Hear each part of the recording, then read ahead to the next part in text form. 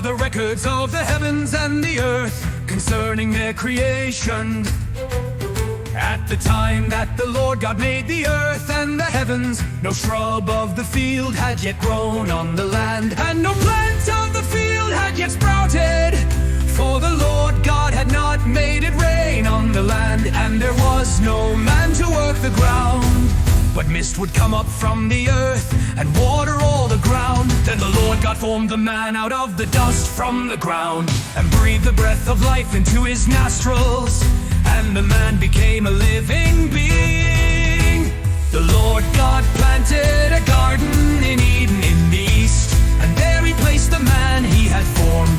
The Lord God caused to grow out of the ground every tree pleasing in appearance and good for food, including the tree of life in the middle of the garden, as well as the tree of the knowledge of good and evil. A river went out from Eden to water the garden.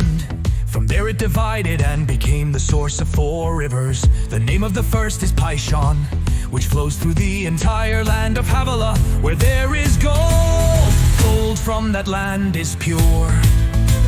Bdellium and onyx are also there. The name of the second river is Gihon, which flows through the entire land of Cush. The name of the third river is Tigris, which runs east of Assyria. And the 4th river is the Euphrates. The Lord God took the man and placed him in the Garden of Eden to work it and watch over it.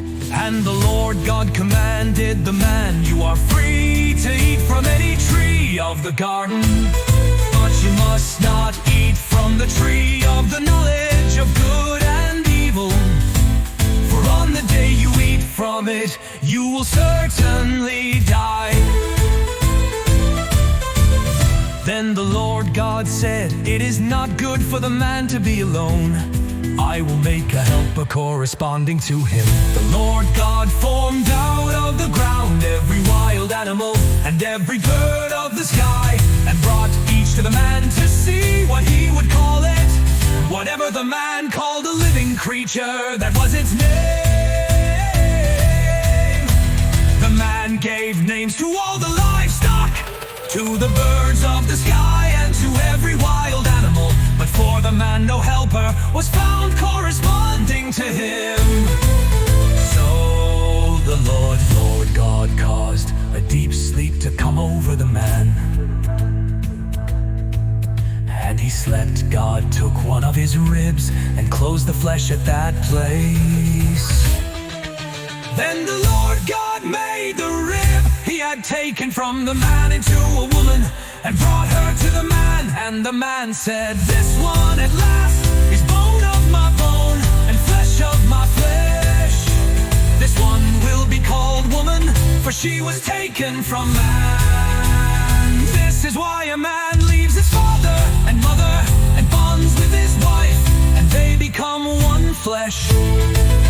Both the man and his wife were naked, yet felt no shame.